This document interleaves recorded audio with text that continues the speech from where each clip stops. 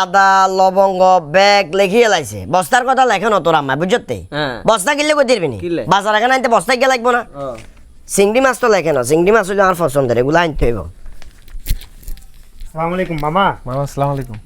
ওয়ালাইকুম সালাম ওমা ভাগিনা গলে না কি অবস্থা ভালো আছে না তোমরা জি এই তো আছি আলহামদুলিল্লাহ। ভালো আছেন মামা? আছি ভালো আছে হঠাৎ কি মনে করি না, কি মনে করি বলতে আম্মা হারাইছিল আমার কথা কই।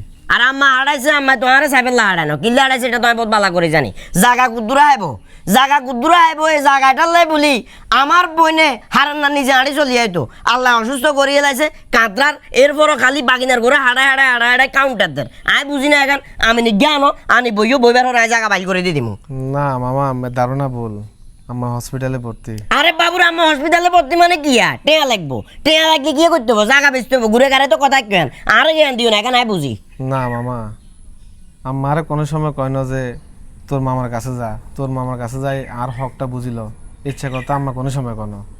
আম্মা অসুস্থ অবস্থায় বেডে থাকাকালীন আম্মা শুধু বারবারই কথাই কর যে শেষ মুহূর্তে থাকা অবস্থায়ও আইয়ার বাইগারে হাইয়েন না, এ কারণে আম্মা আমার কাছে হারাইছে। যদি হারেন কিছু আর্থিকভাবে সহযোগিতা করতেন আর যদি সম্ভব হয় মামিসহ হসপিটালে যে আম্মারে চাইয়েতেন। মামা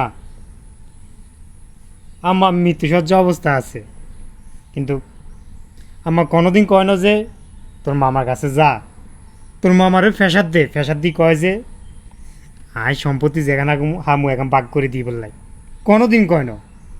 আমার সবসময় একটা কথা কইতো যে আর বাপের আর যদি কি ওরা সম্মান করতাম সেটা হচ্ছে আর বড় ভাই সেলিম সেলিমের অনেক সম্মান করতাম। সেলিম আরে অনেক উপকার করছে অনেক হেল্প করছে আর বাপের মতন আদর যত্ন করি লালন পালন করছে। আঙ্গরে একটা কথাই কইতো কোনোদিন তোর মামার মনে কষ্ট দিচ্ছে এমন কোনো আচরণ করিচ্ছে যে আচরণের কারণে তোর মামার মন ক্ষুণ্ণ হয়। মামা আন্ডার জেড়ে হকের লাইনো আন্ডা যেটা লাইছি সেটা হচ্ছে আপনার মামি যদি আমার যাই চাইতেন আমার অনেক বেশি খুশি হইতো।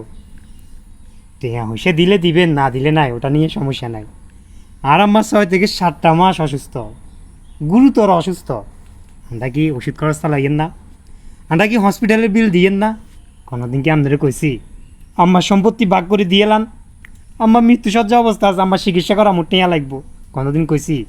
হ্যাঁ আমরা একটা কথাই কইছি মামা আর ন্যায় চাই যান চলেন মামা আমরা যাই যে আমার কাছে চাই। মানুষ মরণশীল মামা, আজ যে আছে তো কাইল্লা নাই। রাগ অভিমান ক্ষোভ এগুলা তো আর সারা জীবন মানুষ চাইলেও রাখতে পারে না, আর ইসলামও কোনো এগুলার সমর্থন করে না। আন্না মতো করে কইছি যদি এবারে সম্ভব হয় তে হইসে ন দেন অসুবিধা নাই, কিন্তু অন্তত পক্ষে আমার শেষ কথাটা রাখেন। আমনে আর মামি যাই যে নেওক হসপিটালের বেডে আর আমারে একটাবারে লইলো চাই। সম্ভব ন আই যাই দিতাম না আল্লাহর হলা অসুবিধা নাই আল্লাহর উপরে ভরসা তোমরা আইসো আমি বাজার করবে যাইয়ের গোস্ত টোস্ত তোমার মামি অলরেডি লিস্টেতে লিখে দিছে বালা জিনিস আনমু এক বালা খাই যাইও। কি তো মামা আপনি এই অবস্থা আরাম মারে চাইতেন যান না আমাদের গোস্ত মাছ টাছ এখান দিয়ে আমরা কি করবো?